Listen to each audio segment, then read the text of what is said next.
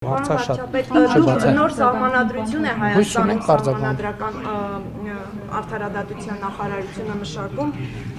ժամկետների մասով նախ ասվում էր, որ 27, այսինքն ձեր որոշմամբ էր նաև 26-ի վերջ ակնկալում նախագիծ, հետո նաև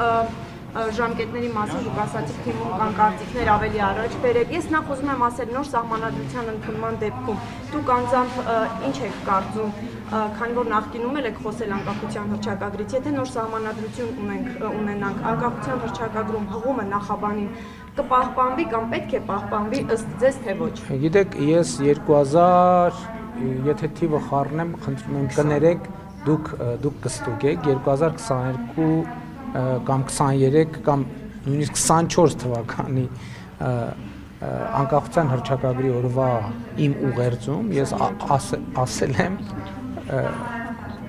որ իմ կարծիքն այն է, որ ուսումնասիրելով անկախության հռչակագրի տեքստը, նորից ուսումնասիրելով եւ նորովի կարդալով ես ասել եմ, որ իմ կարծիքով այդ տեքստը նրա մասին է, որ Հայաստանի անկախ հանրապետություն, պետականություն չի կարող լինել, դա անհնար է։ Եթե ես սա ասում եմ, հետեւաբար ես չեմ կարող ասել, որ նոր սահմանադրության տեքստում պետք է լինի հղում անկախության հռչակագրի։ Ընդհակառակը, ես կարող եմ ասել, որ իմ կարծիքով նոր սահմանադրության տեքստում չպետք է լինի հղում անկախության հռչակագրին, բայց էլի ուզում եմ ասել, որոշողը Հայաստանի Հանրապետության ժողովուրդն է, իհարկե փաստարկներ կողմ եւ դեմ փաստարկներ բերողը քաղաքական ուժերն են, քաղաքական առաջնորդները։ Դիրքորոշումն է, որ այդ այո, դա իմ քաղաքական դիրքորոշումն է, ինչ վերաբերվում է ժամկետների։ Դա խանգարում է խաղաղության պայմանագրին։ Գիտեք ինչ, խաղաղության հաստատմանը։ Գիտեք ինչ, ես կուզենայի երկու խնդիր մենք տարբերակեինք իրեն։ Ադրբեջանի ընկալումը խաղաղության գործընթացի եւ մեր սահմանադրության տեքստի հետ կապված։ Ես երեք դրան անդրադարձել եմ։ Սահմանադրական նոր սահմանադրություն ընդունելու հարցը մեզ համար օրակարգում է եղել հեղափոխությունից անմիջապես հետո եւ մենք դեռևս 2020 թվականի փետրվարին ես ինքս հարցազրույցում անդրադարձել եմ այդ խնդրին, որ կա նման խնդիր։ Եվ ես նաև տալիս ասում եք, որ այն կոնֆլիկտածին է, դրա համար եմ հարցնում ձեզ նաև, դուք համարում եք, որ խաղաղության հաստատմանը դրա պահպանումը կխանգարի, դրա համար եք Ես համարում եմ, որ այդ հարցերը պետք է իրարից տարբերել։ Ոչ, ես իրական Հայաստանի գաղափարախոսությունը, որ ես հիմա ներկայացնում եմ, տարբեր մարզերում, տարբեր հանդիպումներին, ես այդ հարցին հատուկ անդրադարձ եմ անում եւ հատուկ ընդգծում եմ, թե ինչն է պատճառը, որ ես կարծում եմ, որ Հայաստանի Հանրապետությունում նոր սահմանադրություն պետք է ընդունվի։ Եվ կարճ ասեմ հիմա, հետագայում ես համոզված եմ առիթ կլինի այդ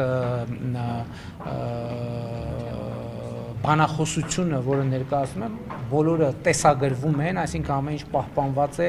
ամեն նախադասությունը կարելի է հետո վերստուգել։ Հիմնական խնդիրը, որ ես տեսնում եմ, հետևյալն է, որ Հայաստանի Հանրապետության իրավակարգի եւ Հայաստանի Հանրապետության քաղաքացիների միջև օրգանական կապի խզում ունենք մենք։ Եվ ես դա տեսնում եմ ամեն օր, եւ ես դա տեսնում եմ իմ ամենօրյա աշխատանքում, եւ ես դա տեսնում եմ մեր ընկալումներում։ Եվ ես շատ մտածել եմ այդ մասին, թե ինչն է դրա պատճառը։ Իսկ իմ կարծիքով պատճառն այն է, որ իրավակարգը, որը բխում է սահմանադրությունից, կտրված է ժողովրդից մի պարզ պատճառով։ Սահմանադրական բոլոր հանրաքվեները հանրային համոզվածության համաձայն ժողովրդի անհրաժեշտ թվով ձայներ չեն ստացել։ Այլ կերպ ասած, հանրաքվեների արդյունքները մանիպուլացվել են կամ կեղծվել են։ Ես ինքս էլ որպես լրագրող լուսաբանել եմ բոլոր այդ հանրաքվեները եւ դուք կարող եք ժամանակի մամուլն էլ ուսումնասիրել։ Ձեր հարցը այլ բան չէր։ Ձեր հարցը